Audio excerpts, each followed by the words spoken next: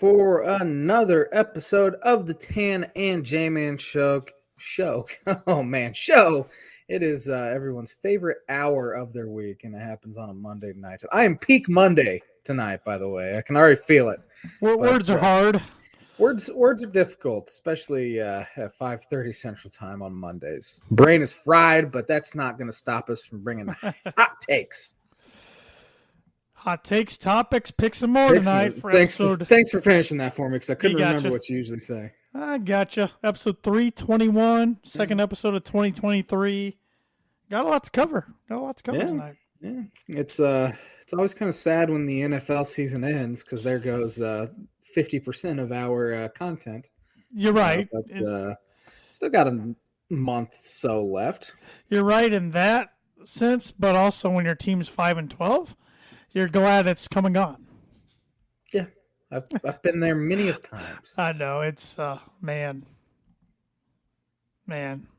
I'll talk about it later when we get to our NFL part. But I do have some NFL related birdie or bogey for you. Let me pull this up real quick. Here we go. All right. Austin Eckler of the Los Angeles Chargers became the fourth player in NFL history with 100 receptions and 100 rushing attempts in the same season. Who are the other three guys to accomplish this? Three other guys. A couple players coming to mind, of course. It's a good question, though. I did not see this anywhere either. Good. So, you better not be lying. I'm not lying. I promise. Scout's honor. Birdie Bogey is brought to you by Arlington Public House. Arlington Public House has upscale cuisine and cocktails with a casual atmosphere. They are located 703 Main Street in Rochester, Indiana. You can visit their website, arlingtonpublichouse.com. Good grub. Very good food. Food you would find in a big city, but located in the small town of Rochester, Indiana. So go in there. They'll have their doors open again starting next week. So Monday through Saturday, go in and get some dinner. Good stuff. You want to talk football? To start, yeah, let's talk college football real quick since the national championships tonight. We didn't really talk about that at all last week. Got Georgia, undefeated Georgia against one-loss TCU. Georgia, I think a lot of people expected them to be in the college football playoff, but I will say, because they're players, especially the quarterback Bennett. I couldn't think of his name. He came out and said, a lot of people were doubting us this year, and I was like, at first, but then I got to think about it. I'm like, well, a lot of people picked Alabama to win the SEC and win the national championship. So in that sense, he's right. But that's not the big story of the game because, they're defending national champions. It's TCU. It's a team that Nebraska had better national championship odds coming into the season than. Yeah. Sonny Dykes, obvious national coach of the year. Like there's no one I can even think that deserved it more than Sonny Dykes. Right. Coming in, he was at where was he at? SMU, I believe. Yes, SMU did well there. Before that, he did not do well at Cal, but before that, he did well at Louisiana Tech. So. Yeah, Cal's a job anymore in both basketball and football, where it feels like it's going to take a lot to even try to have a winning season there anymore. You're right. But yeah, Sonny Dykes come in with this high-powered offense. He was great at Louisiana Tech, and then of course goes to Cal and SMU. But he took over a program that was formerly really good under Gary Patterson, and they kind of hit they kind of stalled out a little bit, and Gary Patterson ends up getting fired after I think they went 5-7 last year, and Sonny Dykes comes in with the same roster and puts up one of the most high-powered offenses in college football this year. I think most people were very surprised they beat Michigan. Now they have an opportunity to go and knock off the defending national champs who are an older veteran group. I mean, their quarterback Stetson Bennett is older than Joe Burrow. I think he's Justin Herbert's age, and they've been in the NFL for 3 years now. So they obviously have the experience aspect of that. However, Georgia's defense, which was one of the greatest defenses in college football history last year, they have given up over 1,000 yards their past 2 games combined. So I think TCU will be able to move the ball on them. They can't afford to have any sort of turnovers, obviously, against a team that good. But at the same time, I don't think TCU really has much of a shot tonight. But again, didn't think that against Michigan either. TCU take care of the ball. Max Duggan had a fantastic year, and he has to put up some big numbers tonight. 13-point dogs, the Horned Frogs are coming into tonight. What's your score prediction? I think Georgia covers, but not by much. I'm thinking something like 38-21, something like that. I'm going to go Georgia 31, TCU 16. So I honestly kind of forgot the national championship was on tonight.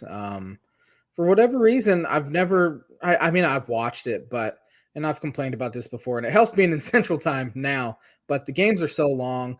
They say the start time's at 6:30 Central Time. Yes, they moved it up an hour this year. It won't kick off till 7:15. Let's be honest. But halftime's long. Games take 4.5 hours. So I sound like an old man, get off my lawn type. But I don't even care about that. It's just they need to play it on a Saturday. Absolutely. College football is meant to play on Saturdays. Yeah, why wouldn't they play on Saturday? I know it used to interfere with the NFL playoffs, but now that they've added an extra game, it's not going to. Right. So yeah, play it on Saturday. Yep. Work together, figure it out, play it on Saturday, especially in 2024 when we adopt the 12-team playoff. Figure it out and play it on Saturday. Yeah. No reason why they can't. Yep. But it's crazy to think college football will officially be done for 2022 season after tonight. Seems like the season just started too. Yeah, it went by fast. Seems like it goes by faster and faster every year. Yep. So, but let's continue the football talk. Let's talk NFL. Our last 3 winners, 3 losers segment for the season. Pretty straightforward winners, losers in my book because 3 teams made the playoffs that needed to yesterday, and 3 teams missed out on the playoffs over the weekend. So started with my first winner, the Jacksonville Jaguars. Got it done. Didn't look good early, and then they forced a very timely turnover and ran it back for a touchdown. So Jags are very fortunate. Trevor Lawrence did not look good in this huge game.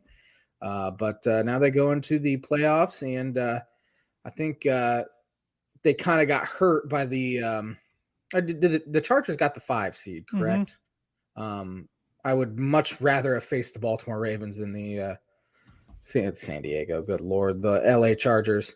But yeah, credit to Doug Peterson turning them around because they were dead in the water after that Denver game in London. As we've talked about before, and then they won. How many in a row did they win? 7 to end the year? Well, I know they were 1-6 start the year, 2-6 or something like that. Trevor Lawrence turned it on. That defense is playing well. I don't think they'll be a real difficult team to beat in the postseason because I just don't think they're overly talented. They just were benefits of playing in a very weak division, but credit to them for getting it done. Yeah. What a turnaround for them. I mean, like Doug Peterson said, all Trevor Lawrence needed was to find his confidence again, and that's what they were able to do. Yeah. I think this is bad for the AFC South and fans because I thought maybe the Jaguars could take this step next year, and the fact that they did it this year and they like to spend money in free agency, I could see them taking control of that division for a little while. Yeah, you look at the division, Colts are looking for a new head coach. Texans are looking for a new head coach. Again. The Tennessee Titans fired 4 offensive coaches today, including their offensive coordinator. You look at the quarterback situations there in the AFC South. The Texans, Lovie Smith and his pettiness went all out to win yesterday to ruin that number 1 overall pick for the team he knew he was getting fired by. So they could miss out on they're in good shape to draft a quarterback, but they might have to trade up to 1 to do it, which is the thing. So I think a lot of teams are going to try to, at least the Bears are going to be very motivated to move down, assuming they don't want to draft a quarterback. Tennessee's I agree. Tennessee's kind of in quarterback hell right now too, because Tannehill's still under contract. Malik Willis looked awful in his short time. And then the Indianapolis Colts could be a team that needs to trade up to number 1 and draft a quarterback. They need to be complete teardown. So in my opinion, it'd make very little sense to trade all those draft picks to go up to get a quarterback when you could probably even get maybe even a CJ Stroud right where you're at. So it looks like Jags are going to be for the foreseeable future the team to beat in the AFC South. I think I'm going to have to root for the Jaguars to win it all because as a as a pro wrestling fan, I want to see what would happen if they won it all, because the WWE usually sends a title, a customized championship to every team, right? Well, with the Jaguars, with the Khans owning the Jaguars and owning AEW, I want to see if the WWE would actually go through with sending them a title or not. It would be interesting. But it's not going to happen. They're not going to win it all. But I just, from the wrestling fan of me, thinks that'd be funny to see what would happen. Out of all the teams in the AFC, the Jags would be the team I'd root for the least. Why? I do not like Jacksonville for whatever reason. Because they're in the state of Florida in the AFC? Not even that. They're so far away from Miami. I know they are, but it's South Georgia there in Jacksonville, Florida. There's something about them I just have never liked. Oh, give me them over Kansas City any day. I'd even root for Kansas. I'd root for Buffalo over them. That's how much I don't like Jacksonville. Something. Yeah, that's saying something. So I'm gonna know Jags are on my winner list as well. As are your Miami Dolphins. Yep, I'm wearing my Waddle. Figured you were. Yeah, Waddle sweater. It was the least. They haven't been to the playoffs in 6 years. It was the least excited I've been after watching a football game, even though I knew they were getting in, because it's depressing. Watching Skylar Thompson out there, he's going to be working in an office building somewhere next year, and he's trying to lead them to the playoffs. He's not going to start next week, regardless. I can't imagine. Tua, they're hoping obviously he can play, and they're going to learn a lot more by Wednesday. But at this point, they're not going to beat the Bills either way. Just try to save him. Let Teddy Bridgewater take his licks. I was just happy they got in, so I could stop hearing all the Mike McDaniels is fired, they're going to go get Tom Brady sort of crap out there. And it would have been an epic collapse had they missed it after starting 8-3 and then losing 6 straight to end the year. They were very fortunate that they got to face Joe Flacco yesterday because he was bad. Jets offense is bad. They hadn't scored a touchdown in 3 games, I think, still. And defense stepped up when they needed to, still not forcing turnovers, which is not a good recipe for success to go into Buffalo and try to get a win. But they got in the tournament, and that's all that matters at this point, because they're not going to do much after that. But I sure would take it. Second longest drought behind the Jets in the league. Yeah.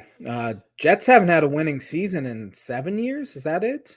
They haven't been in the playoffs in 12. Yeah. I don't think they've had a winning season in 6 or 7 years. So I thought they were going to do it this year with the way he started, but nope. Yeah, honestly, after Breece Hall got hurt, against Denver. Yep. Yeah, they were 5-2, and they just weren't the same after that. Right. My last winner's Seahawks. Wasn't pretty, but they got done in overtime, and they got very lucky. Geno passed Russell Wilson for most single season yards thrown in Seahawks history. Helps now that they play an extra game, but that goes for any passing stat. And he's had a Pro Bowl year. It's just crazy to think.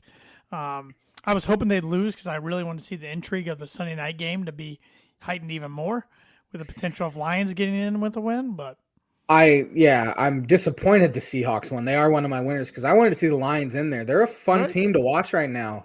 They're a tough out. They play hard-nosed, tough football, which is a Dan Campbell staple, and he's completely turned them around. And I think they'll be pretty good next year. But yeah, Seahawks are one of my winners. It was scary there for a while against a bad Rams team, but I'm a little disappointed that they got in. So those are the 3 you had winners as well. 3 losers. I actually have, I think, 2 different losers than you, so I'll let you start off with one. Tennessee Titans. They were not on my list, but makes sense. Josh Dobbs played okay, and then he had the bad fumble return for a touchdown. Quarterback situation is brutal. Defense is good. Derrick Henry's not getting any younger. He's a kind of running back that kind of fizzles out quickly. And towards the end of the year, he wasn't the same Derrick Henry we're used to seeing. So I can see that team really taking a step back unless they want to go make a trade for a quarterback. So they're one of my losers. One of my losers, Green Bay Packers, which I guess is one of yours. Well. All they had to do was win at home against a division rival, and you're in. And they were one of the hotter teams in the NFL coming into this game, and they lost. And Aaron Rodgers didn't play very well. And the mics picked him up after the game. One of the Lions rookie wide receivers, one of his jerseys said, I'm going to hang on to this one.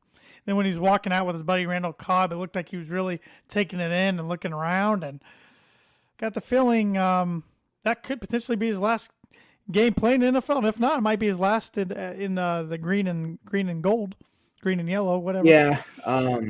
They're one of my losers. No one deflects blame more than Aaron Rodgers does. He's talked trash about the Lions all season long. Didn't say a word last night, which he couldn't say anything last night. They got swept by the Detroit Lions, and he played 2 of his worst football games against the Detroit Lions. No quarterback I've loved rooting against Tom Brady, but no quarterback in NFL history is more fun to watch lose than Aaron Rodgers.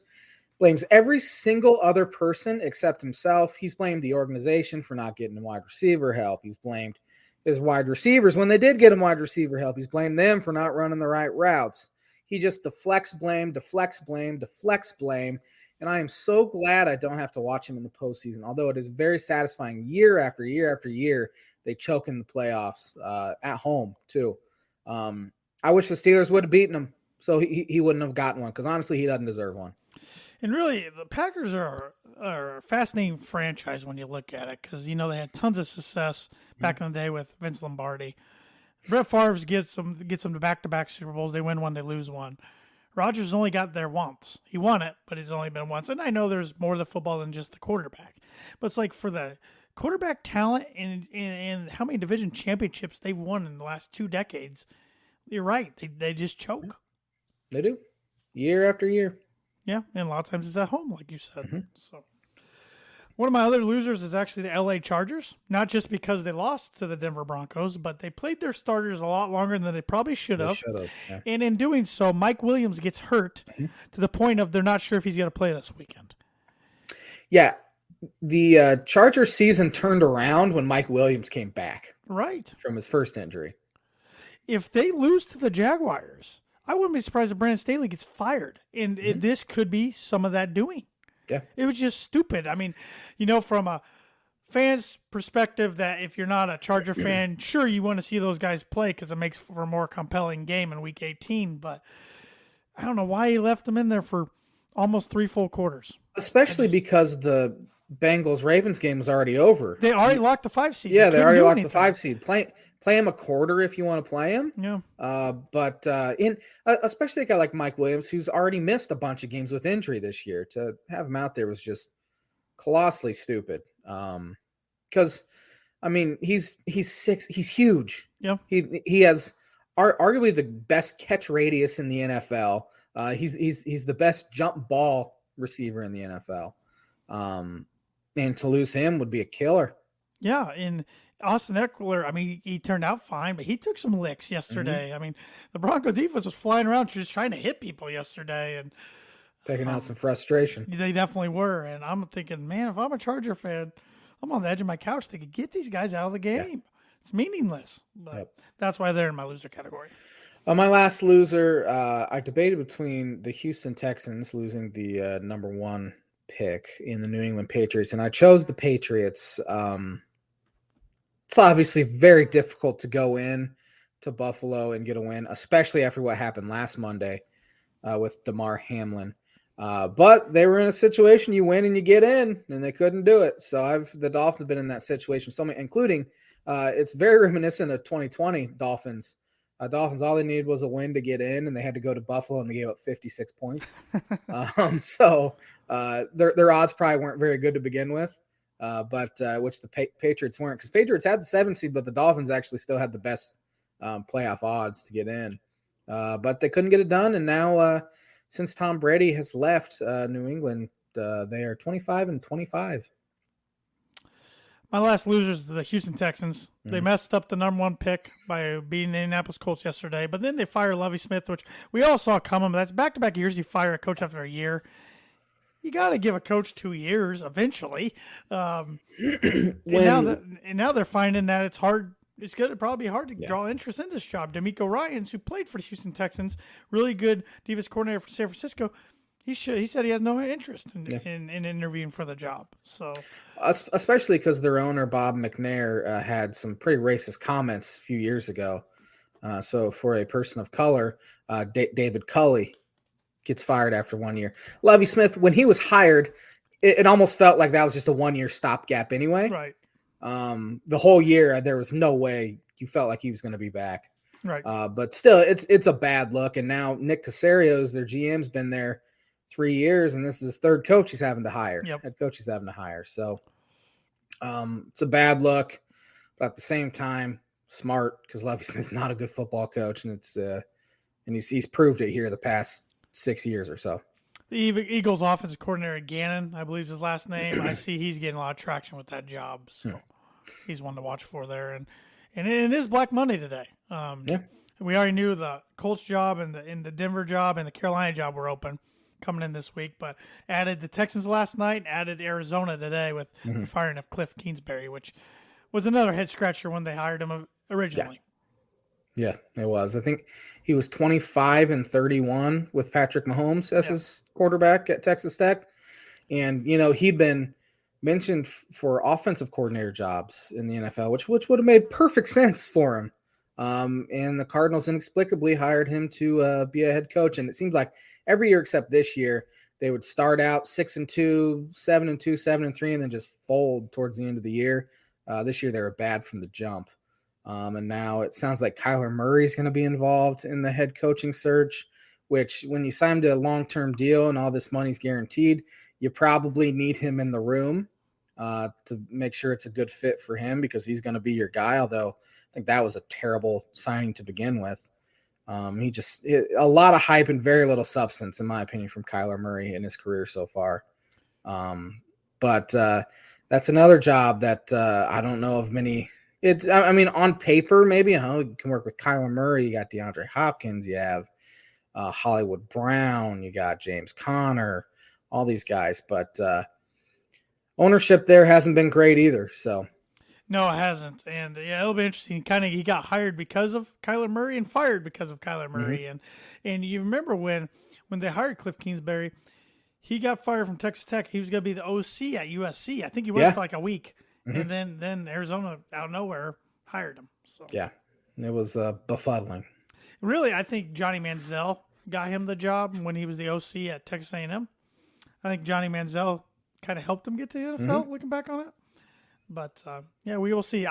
He would be great to go back to college somewhere. I mean, I know there's no head coach openings. Maybe A&M should have waited and hired an OC instead of hiring Bobby Petrino. Yeah. Yeah. What you going to do? Jimbo is desperate, man. He's something, that's for sure. He is something. Before we make our playoff picks, I thought we'd go through every team in the league and give a thought about their season or where they're sitting as a franchise going forward. We'll go division by division. We'll start with the NFC East. Let's go with the New York Giants. I actually have my NFL season predictions pulled up too, so I can drop those as well. I have my playoffs, but I can't find my season predictions. Gotcha. I had the Giants finishing third in the NFC East at 5-12. Brian Daboll will be one of the candidates, if not the leading candidate for NFL head coach of the year. The job he's done with Daniel Jones, turning that offense around. Defense has played well, and they got in the playoffs. I was not a believer all year, and they got in. Still not a big believer, but all that matters is they get in. That's all that matters. I'm still searching. Maybe I can come across these predictions, but yeah, Daniel Jones. I think that's kind of the big story with them. Besides Daboll, in my mind, is Daniel Jones buys himself at least another year as a quarterback in New York. So good for him. Let's see here. How about the Washington Commanders? I had them finishing 4-13. They were a lot better than that. They finished 8-1. We talked about it last week. Ron Rivera was very stupid to start Carson Wentz last week, and he paid for it dearly. Honestly, who'd they start at quarterback yesterday? North Carolina. Sam Howell. He actually looked pretty good against Cowboys yesterday. Cowboys look listless, though. I'm 8-1 is a solid year for Washington. Thought they might make a change there at head coach, but Ron Rivera might have saved his job yesterday. Yeah, I think so. But how he handled the quarterback situation down the stretch was a head scratcher. Their team, I look back in our lifetime, they've just never really been good. They've just never really been, we haven't really ever taken them serious. No, I mean, as far as Super Bowl contenders, absolutely not. Right. I mean, They had some success with RG3, but then his knee goes out, and Mm-hmm. Alex Smith was doing well, and then his leg gets hurt. I don't even know what to categorize that as. And then, they just can never find it. I cannot find my season records.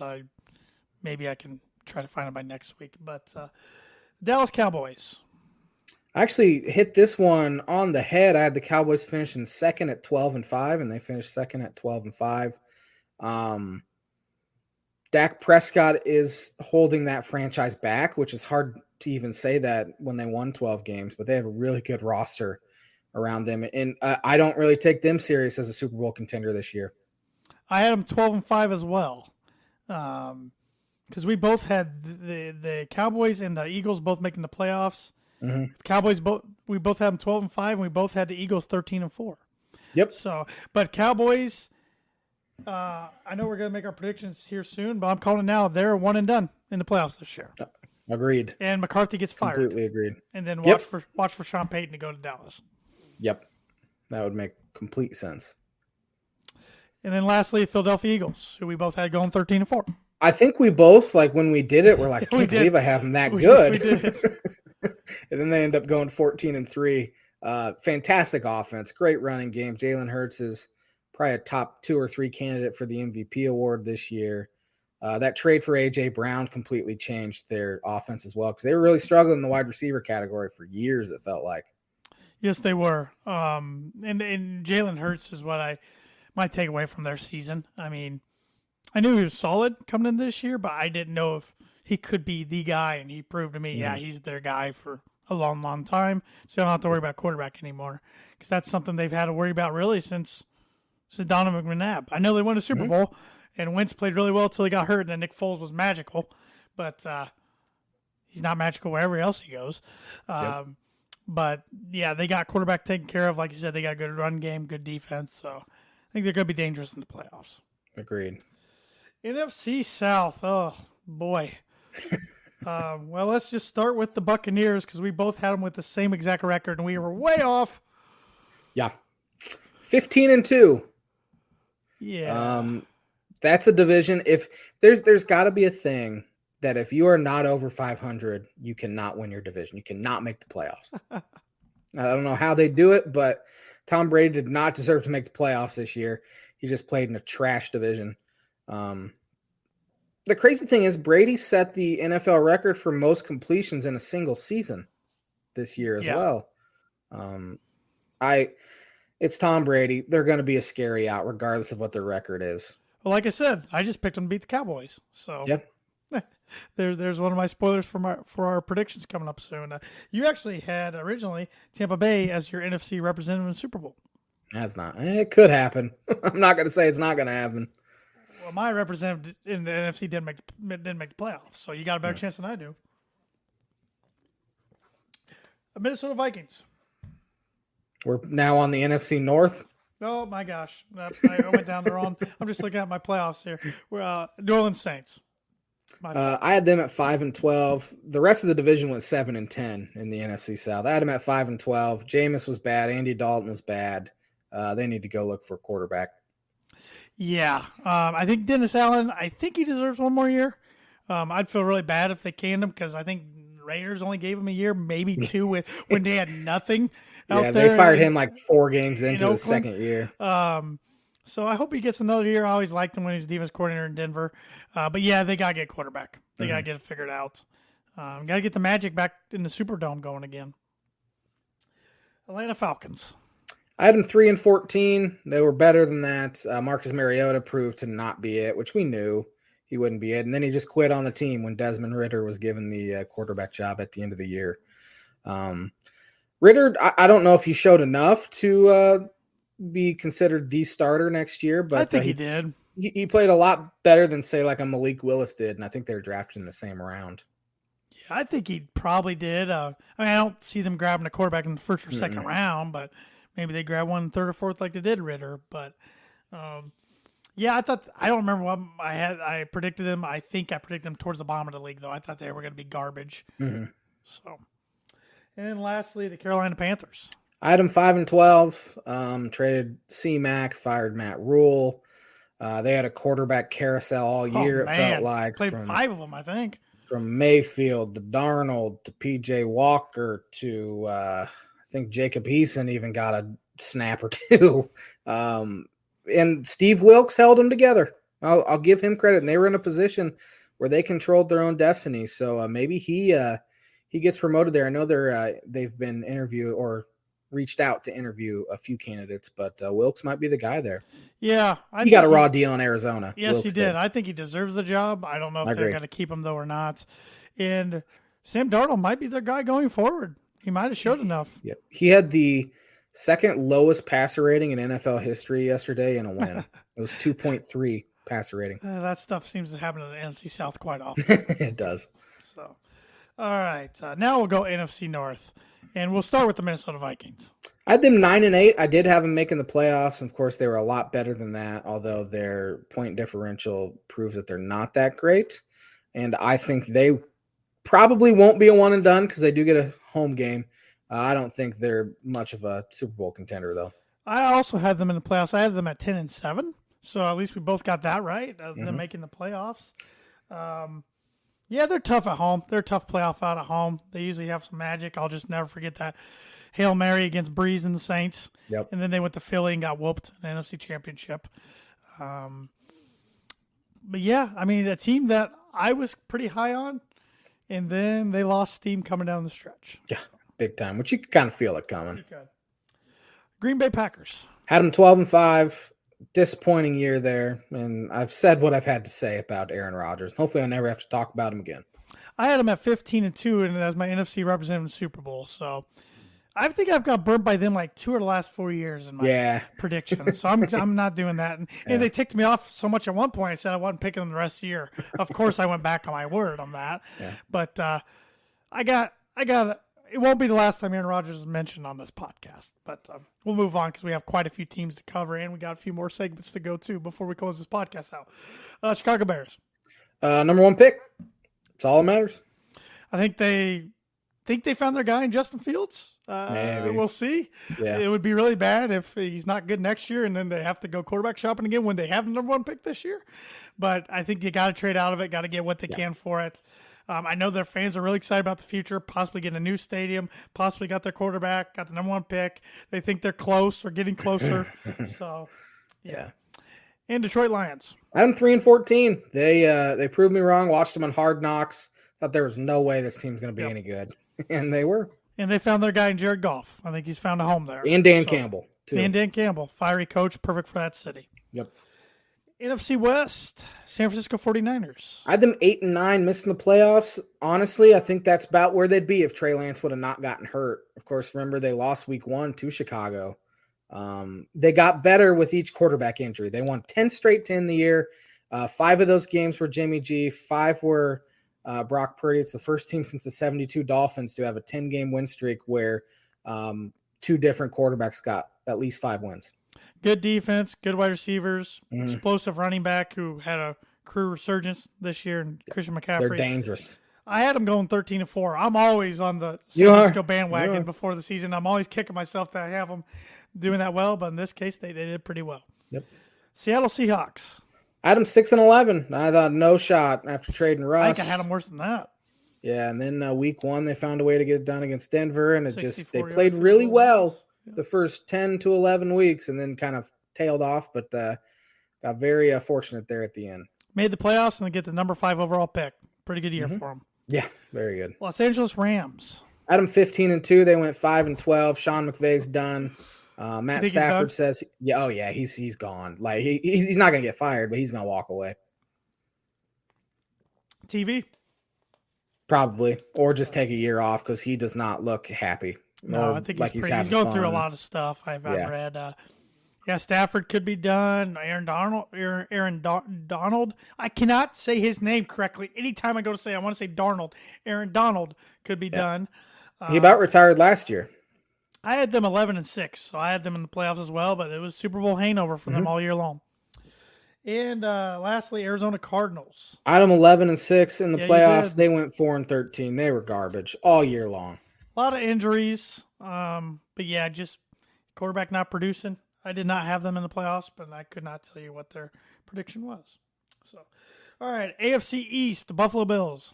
I had them 14-3. They went 13-3. One of the best teams in the AFC. They were your Super Bowl champions over the Buccaneers. They were my Super Bowl champions over the Packers. I had them going 15-2. So, yeah, they're pretty explosive all across the board there. Miami Dolphins. I had them 10-7, getting in the playoffs. They went 9-8 and got in the playoffs. So it was pretty close there. You just wonder what could have happened if Tua would have stayed healthy the entire year, but he didn't. So coulda, shoulda, woulda. They had a fun offense when they're healthy to watch, and that was my takeaway for them. They were exciting to watch, and that's something from an outsider I couldn't say about the Dolphins for quite a few years. For a long time, my entire life. New England Patriots. I had them 5-12. They went 8-9. Mac Jones is not the answer there. They'll always have a good defense, good run game, but they need a better quarterback. Matt Patricia's not the answer for OC. That's a good point there too. He does not know offense. New York Jets. I had them 5-12, went 7-10, looked good there for a while, then did what the Jets usually do, and that's just flatline. Will they be shopping for a quarterback, or is Mike White their guy? They need to go shopping. Lamar Jackson's a free agent. Maybe no way. Baltimore doesn't screw that up, right? Oh, they're gonna screw that up for sure. It's been a rough second half there in Baltimore. So yeah, Jets are number 2 in New York, like they usually are. Yeah. AFC North, the Cincinnati Bengals. I had them 12-5, getting a wild card spot. Ended up winning the division. They are going to be a scary team in the playoffs. I had them 14-3. I like myself some Joe Burrow, and I still do. So, yeah, I like their chances to do some damage in the playoffs for sure. They did not suffer that Super Bowl hangover like the Rams. They started to, but then they turned it around. Baltimore Ravens. Had them 14-3, went 10-7. Lamar's injury kind of hurt them as well. And John Harbaugh said today, have no updates. So it's not good. Might be the Tyler Huntley show there. Who do they play? They play Cincinnati, right? Yeah, in Cincinnati back-to-back weeks. Yeah, he got hurt against Denver in the first week of December, I think, or last week of November. It was early. I mean, and they tried to play it off like it wasn't that serious. That's right. Yeah. And I was watching the game. I'm like, that looked pretty serious to me. And here we are a month later, and he still hadn't played. I didn't practice. I had them going 13-4, so they fooled me too. Cleveland Browns. Had them 6-11. They went 7-10. Honestly, they looked better with Jacoby Brissett at the helm. They did. Another awful contract for a quarterback. That's the highest one in the league. Bad trade, bad contract. Yep. Bad situation. They fired a defense coordinator, Joe Woods, today, which they can't keep a defense coordinator there for anything. So. They're interviewing Brian Flores for defensive coordinator. I did see that. Yeah, that'd be a good spot for him, I think. Yeah. And the Pittsburgh Steelers. Had them 7-10, went 9-8. Kenny Pickett showed some things down the stretch. And they'll always have a good defense. Tomlin doesn't have losing records. Yep. Never has. So just when it looks like they're going to, they catch fire. So AFC South, Indianapolis Colts. Had them 10-7. So Doug. I didn't think they were really a threat to do much besides win that division because that division's terrible, and it is terrible. But they went 4-12-1.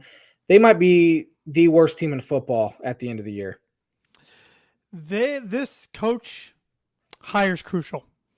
Yeah. If they don't get the right guy, and if assuming they don't get the right quarterback in the draft, or if they don't get the right quarterback, or if they don't draft quarterback at all, they could be one of the worst 5 teams in the league for the next 5 years. Mm-hmm. Yeah. I mean, Irsay can't screw this up. Or Ballard can't screw this up, I should say, since he's leading the search. I'm surprised Ballard's hung around as long as they have. Are you, though, with Jim Irsay in charge? Are you, though?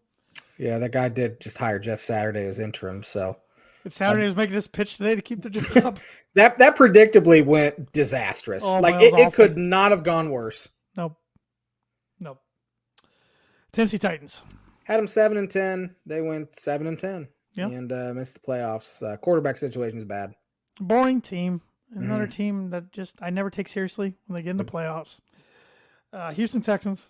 Had them 1-16. They won two games more than I predicted. Bad football team. Yeah, like we said, you knew they were going to be bad coming into the year. And the Jacksonville Jaguars. Had them 5-12, and they went 9-8. So Doug Peterson, I thought they would be improved, as you said. I didn't think they'd win that division yet, and they did. Yep, they turned it around. We spoke on them pretty heavily in the winners column. AFC West, Kansas City Chiefs. Had them 14-3. They went 14-3, and there's a decent chance they'll be representing the AFC once again. I had them 12-5. I thought they'd have a little bit down here for themselves, but of course they don't. Losing Tyreek Hill did nothing. Yeah, did nothing. It's crazy. Plug and play. They run around the rosy offense, and you can't stop them. So, yeah, they're annoying to me, but they're good, and they are unfortunately fun to watch. The LA Chargers. Had them 10-7. I did not have them making the playoffs, though, and they went 10-7 and made the playoffs. Herbert took the next step. Very stupid. They played their starters as long as they did yesterday. I had them 11-6 making the playoffs, so there we go. The Las Vegas Raiders. Had them 12-5 making the playoffs. Thought they'd be a lot better under McDaniel. Derek Carr is a guy that could end up in New York or Indianapolis or Carolina. Just talk about a boring franchise anymore. Tom Brady might end up in Vegas. That's kind of the betting odds right now if he comes back. Yep. Not to pair him back with McDaniel. They need something to get the home crowd there because it's a sea of whatever colors the opponents are wearing. Yeah, which is scary. Mark Davis will let you know. Scary for those opposing fans because Raiders fans are the worst. They're the worst. I've never seen more fights in my life than I saw. Last year in Denver, it was awful. Yep. I didn't even enjoy the game because and the Raiders were killing Broncos. Saw 3 fights right around us. It was just awful. And lastly, the Denver Broncos. Had them 9-8, finishing dead last. I got the dead last part correct. Boy, did you ever. And I remember when you made that 9-8, I said, if they go 9-8, I'm going to be miserable beat around. Yeah. I had them going 12-5. They went 5-12. Yep. Lost 9 games by a score or less, or 1 score, or 9 games by 1 score. And let's be honest though. Your homerism gives them 3 more wins that they usually should have anyways. So it's not. I keep telling myself next year I'm not putting them in the playoffs, but we'll see. We'll see. We got a coaching hire to go through and a lot of other things in an off season. So come August, I'll be wearing orange and blue, or September I'll be wearing orange and blue goggles like usual. But most miserable year of my Broncos fandom. So I can see that. Yep. Because it's supposed to be different. It was just supposed to be different, and they're just missing quarterback. Well, that wasn't the case this year. So yep. All right, predictions for the playoff games. We have on Saturday. Who's the first game Saturday? Oh, boy. I'm pulling it up here. Is it Giants and Vikings? I'm pulling up here. It is the Seahawks and the Niners. Give me the Niners at home. They're rolling. Yeah, they're 10-point favorites. I think they win pretty comfortably. I agree. Then the Saturday night games, Chargers at the Jaguars. Chargers are 1-point favorites. Give me the Chargers. I just think Justin Herbert's going to be too much. They are helped out that it is a night game because they usually don't do well in the Eastern time zone. I'm taking the Jaguars because I don't like the Chargers. That's pretty much it. Sunday, first game, your Miami Dolphins at the Buffalo Bills, 10.5-point favorites. The Bills are. It sounds like if Tua plays, it's going to drop down to about 6.5, and if Skylar Thompson plays, it'll pop up to 14.5. So 10.5 sounds pretty good. I think Bridgewater will start. Just happy to be there. I don't think it'll go very well. Give me Bills by 21. I think Bills pretty easily. Yep. Giants at Vikings. Vikings 3-point favorites. Give me the Vikings. I don't think they're very good, but I think they get this one. I'm right there with you. So far, I'm going all home teams. And the Sunday nighter, Baltimore Ravens at the Cincinnati Bengals, who are 6.5-point favorites. Bengals by a lot. Yeah. Unless Lamar makes a Willis Reed type. Was it Willis Reed type? Return. Yeah. And the Monday nighter, Cowboys at Buccaneers. Cowboys 3-point favorites on the road. This will be the J-Man's Book of Prediction of the Week. We call this the Skip Bayless Bowl for some reason. Loves himself some Tom Brady. I don't know who he's going to root for. His Cowboys, as he calls them, or his I don't even know what to call Tom Brady to him, but it's kind of embarrassing. It's probably something we can't even say on. Yeah, his obsession with Tom Brady. But give me Tom Brady. That'll be the J-Man's Book of Prediction of the Week, brought to you by Indiana Farm Bureau Insurance Agent Travis Watching for life, home, auto, business, renters, workers' comp, and farm insurance. Contact Travis 219-869-4561. Emails travis.watching@infp.com. I'm going with Brady and the Bucks as well. So I'm going all home teams this weekend. Any more NFL thoughts? No, my other thoughts are in my bold predictions. So I have one college football stat here. A former Georgia high school quarterback has started in the last 7 national championship games. Tonight will make it 8. That's incredible. Deshaun Watson twice, Jake Fromm, Trevor Lawrence twice, Justin Fields, and now Stetson Bennett twice. That's insane. That is incredible. Yeah. Well, why let my dog out of the room? Why don't you start off with one of your bold predictions? One of my bold predictions, Sean McVay will be on TV next season. I hinted at it that I don't think he'll be back. That's definitely gaining steam here.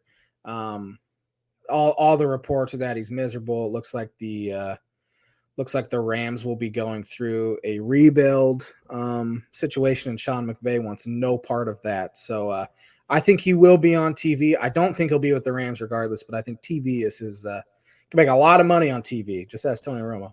That's a good one. My first one's Aaron Rodgers will retire. I was just thinking last night, I was trying to see him in another uniform, and I can't see it. But I know your bold prediction one year last week was Brady or Rodgers in a Dolphin uniform. So hopefully with the Dolphins winning yesterday changes that. But my next one, the Cincinnati Bengals will win the Super Bowl. Just a bold prediction. I'll probably have a hard time picking them. But I think they're hot at the right time, and they look really good. One of my bold predictions sticking with the NFL, the Indianapolis Colts will draft a quarterback with their top 5 pick. I could see it. I don't know who, but they'll finally pull the trigger and do it instead of going the veteran route. John Calipari will finally leave Kentucky. If he's not run out of town, I know he has an unbelievable recruiting class coming in. He does every single year. Got whooped by about 30 against Alabama. They're nowhere near where they used to be. I saw a stat. I can't remember totally what the stat was, but they're like 15 games under 500 against the net top 25 here the past couple years. All this youth is catching up to them, and Calipari's not a very good basketball coach in my opinion. I think he can recruit the heck out of the nation, but won 1 title, hasn't done a whole lot. Hadn't been in the Final Four since 2015. And what are you doing? Just stealing my bold predictions now? That was my bold prediction last week. One of mine. So just was it really? I didn't even. Yeah. I don't Calipari. Even I said this would be Calipari's last season at Kentucky. So that's okay. How much I was paying attention. That's okay. Derek Carr will be a Washington Commander next year. That makes sense.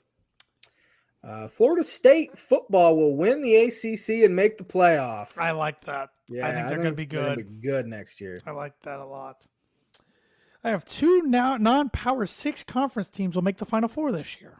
Houston, Gonzaga are the 2 I'm thinking in my head, but it could be. I mean, there's I don't know. I just think 2 of them. I'm not. Charleston's having a great year. New Mexico's having a great year. Yeah, we'll see. Juwan Howard finally jumps to the NBA. His son's probably going to be a lottery pick. I think now's the time if he's going to do it. Aaron Judge will hit at least 55 home runs this season. He probably will do that. There will be a scandal in one of the 3 major sports, and the star will be suspended for a significant amount of time. That's a pretty safe bet. That is a pretty safe bet. It happened in Major League Baseball last year with Fernando Tatis Jr., Trevor Bauer the year before. So it's probably going to be in baseball is where it happened. Well, Deshaun Watson. Oh, and Deshaun Watson. Yeah. He should have been suspended for longer, but yeah. The Indiana Pacers will advance at least a round in the playoffs. Oh, they're better than most people thought. Mm-hmm. Their GM knows what he's doing. Mm-hmm. Expansion plans are announced in either the NBA or Major League Baseball. NBA, come on. Sonics. I think Major League Baseball is going to try to expand to Nashville, Vegas, Portland even. So I think Vegas gets an NBA and an MLB team. I agree. Ricky Fowler will win a golf tournament in 2023. I knew that was coming sometime. Been playing better the last couple months. Yeah. So. Notre Dame decides to join the ACC. That's my last one. I think they're going to be pretty good. Sam Hartman coming over from Wake Forest. I think they're going to be pretty good next year. And I don't like saying nice things about Notre Dame. So. Yeah. And my last one's also college football related. Georgia will make the college football playoff for the 3rd straight year next year. Could see it. Got some word association for me this week? I do. Do we have a sponsor for bowl? We don't have a sponsor for bowl prediction. What am I talking about? We only do it 3 times a year. My word association this week, I took the top-ranked Big Ten recruit in basketball over the past 15 or so years, starting with Greg Oden. Greg Oden, Indianapolis' own, Ohio State's own, one and done. Was a great Ohio State with Conley. Foot problems in the NBA, and the Blazers are probably still wishing they took Durant instead. Yeah. Eric Gordon. Oh, man, another Indianapolis zone, one and done to Indiana. Good player, but not as good as the hype was around him. You know, the hype with Illinois and Indiana and that whole thing. He had the Sampson controversy, getting fired. Dockage comes in. Hoff-Arbor gets him. They get smacked by Arkansas. But he's had a good, long NBA career. Maybe not a superstar, but long NBA career. Yeah, the Illinois message board still talk about the old message board where Eric Gordon's dad was on there all the time. And the day Eric Gordon decided to switch, Gordon's dad said, no reason to worry. I don't even know why you guys are worrying. He's going to be in Illini. And like 2 hours later, he switched to Indiana. He was ranked number 2 in the 07 class. Ranked number 1 in the 08 class, B.J. Mullins. I got to watch what I say on TV. I was not a fan of his. Yeah. Didn't do anything in the pros. Did 2 years, maybe 3 years. He didn't really do anything at Ohio State either. No, he wasn't that good. No. Number 38 in the 2009 recruiting class, DJ Richardson. Wow. I remember him having a good game. I think it was him at Michigan State 1 year. Maybe, or no, I don't remember. I don't know. He was the reason probably they came back against Indiana in the Tyler Griffey buzzer beater game. It had his moments. Could get hot. Yeah, it was a weak recruiting, or it was a weak Big Ten class. DJ Richardson won Big Ten Freshman of the Year. Christian Watford was in that class, but other than that, it was like Jordan Holes and Brandon Paul was in it. But number 5 in 010, number 5 and 10, Jared Sullinger. Good college player. Stayed 2 years. Ohio State got him to. Did they make the Final Four both years or just his second year? I know he did his sophomore year. They made the Final Four at least. Yeah. So, but they were always top 5 those 2 years there. Aaron Craft, Diebler, Buford, all those guys. Mata, I hated those teams. Hated Value City Arena. And he was an okay pro for a little while. Cody Zeller, number 15 and 11. Got Indiana back to where they hadn't been for a long time. They were in just not a good place. Him and Victor Oladipo got them in top 5 for back-to-back years as a Big Ten title, but couldn't get past Syracuse in Sweet 16, and he's still in the NBA today. Little dog, Glenn Robinson Jr., 11th in 2012. Became a lot better player than I ever thought he was going to be. Not only in college, but the pros also, and he won a dunk contest with the Pacers. Not as good as his dad, but not bad for big shoes to fill. Noah Vonleh, number 8 in 2013. Had tons of potential, jumped early, and didn't do a whole lot of believing. He's still hanging around. I know he's still on a roster, which a lot of IU's guys are that went to the NBA. So. D'Angelo Russell, he was number 18. He was good. Ohio State always usually gets the best Big Ten NBA prospects for some reason. Yeah. Wasn't on the greatest Ohio State team, but he was really good. Top 5 pick. Listen to this one. I completely forgot about this guy. Diamond Stone, Maryland. Oh, Maryland. Yeah. He was a number beast 6. Down low. Jumped early as well. Don't think he ever really made it, but he was a beast down in the block. You didn't want to get in a fight with him, that's for sure. No. Miles Bridges, who was number 10th in his class. Good athlete. Hit a couple big shots against, at least one, if I can remember correctly, against Purdue when you're at the buzzer. Got in some trouble, though, this past year. Yeah. Jaren Jackson, who was number 6. That one hurt. That was a Matt Painter one that he recruited real hard. Even went over to France to watch him when no other coach did. Izzo swoops in one time and gets him. Good player. Top pick by the Grizzlies. Yeah, he's having a good NBA career, too. Yeah, he's NBA fit, athletic. Yeah. Romeo Langford, number 6. Another IU guy that was good, but didn't live up to the hype. I mean, this guy was as hyped up as any player since Damon Bailey coming out of the state of Indiana. Hard to live up to that, though. The best player in Romeo's class was Ayo Dosunmu in the Big Ten.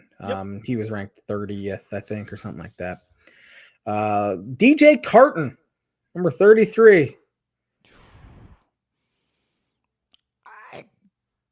I mean, good solid player. Nothing stands out to him about me. No, I mean, he transferred to Marquette because he had some issues there at Ohio State. He's my mom's alma mater. But he jumped after 1 year at Marquette, and I don't think he's playing anywhere. Last one here, Christian Lander. Another So many overhyped guys that went to IU just didn't fit. Yeah, I don't know. Just he reclassed too. that was a bad move on his part. Yeah, and if he wouldn't have reclassed, it would have been Trace Jackson Davis in that class would have Which been would the make top sense. rank. Yeah. So. That's going to do it for the Word Association segment, brought to you by Proforma Print 2 Promo Group. If you're looking for a trustworthy, dependable resource for your next trade show, company picnic, or sales meeting in 2023, let Proforma Print 2 Promo Group take care of you. They have over 50 years combined experience in promotional products and commercial print.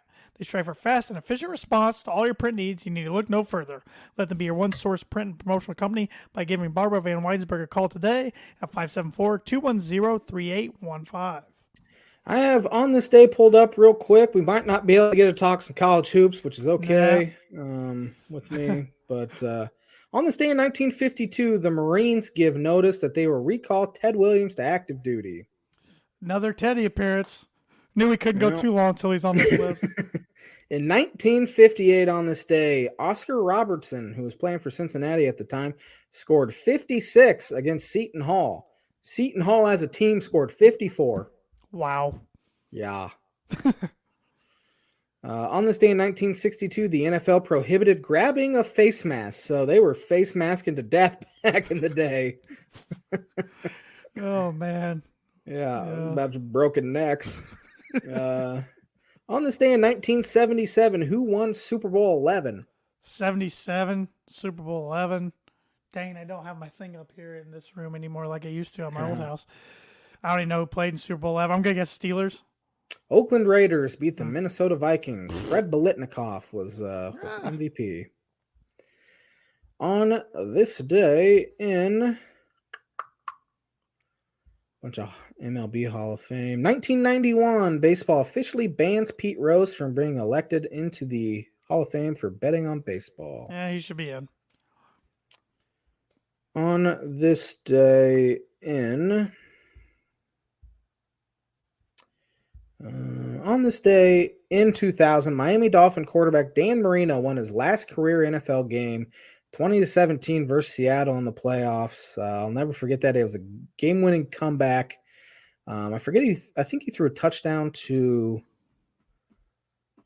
I don't remember who, Lamar Thomas, I think is who he threw a touchdown to. But then Terrell Buckley had an interception to clinch it. Very next week, Dan Marino loses 62-7 to the Jacksonville Jaguars in the divisional round. So maybe that's why I hate Jacksonville so much. There you go. There you go. Who won the 2012 college football 14th BCS national championship? 2012, that would have been Alabama over Notre Dame. Alabama over LSU. Okay, so Alabama Notre Dame must have been 13. 13, yeah, it was the 12 season 13 championship. That always gets confusing to me. Okay. Yeah, that was a terrible national championship, 21-0. It was so boring. Last one here on this day in 2017, who won the college football national championship? So the 2017 championship for the 16 season? Correct. Well, now I can't even remember the 16 season. Alabama? They lost to Clemson. It was Clemson's first that I believe that's when Hunter Renfrow caught the corner. game winner. Expired. Yeah, it's really hard for me to remember the college football playoff champions anymore by years. So. Hit me with that birdie bogey one more time. Before I do that, that's On This Day segment, which is brought to you by Mooney Woodcrafts. Mooney Woodcrafts is a veteran-owned and operated woodcraft shop based out of North Carolina with Indiana grassroots. They provide 100% hand-cut custom designs that fit your needs, and their pieces make a great addition to any home, office, or man cave. You can see some of their recently completed projects at Mooney Woodcrafts on Instagram and Facebook. Let them know the Tan and J-Man Show sent you for 15% off your order. Go order some signs now or some growth charts. Tell them Tan and J-Man Show sent you 15% off.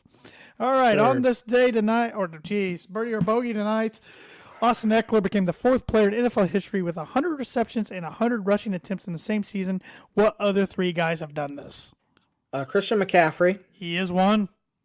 Marshall Faulk's a pretty safe guess. He is not. Not on there. Huh? Nope. 100 catches, 100 receptions. Is the guy like Brian Westbrook on there? No. And it's funny because when I was given this question yesterday by Sean Shriver, who's a loyal viewer of our show, those are the three guys you just named, or three guys I guessed. Yep. That's funny. I can't believe Marshall's not on there. I know. Are these recent, guys? Yeah. All recently, huh? 100 catches, 100 rushes. It's gonna make me mad when I hear it. I have no idea. Well, Matt Forte? Matt Forte was one. Oh, man. Yep. I don't know the other one. LaDainian Thompson. Should have known that one. So we Can't believe I got Forte and not LT. We are both one over. Yeah. Start the year. Great. Picked up right where we left off. Yep. Thanks for watching the Tan and J-Man Show live on the ISC Sports Network. We'll be back at it next Monday with another episode. Have a fantastic week, everybody.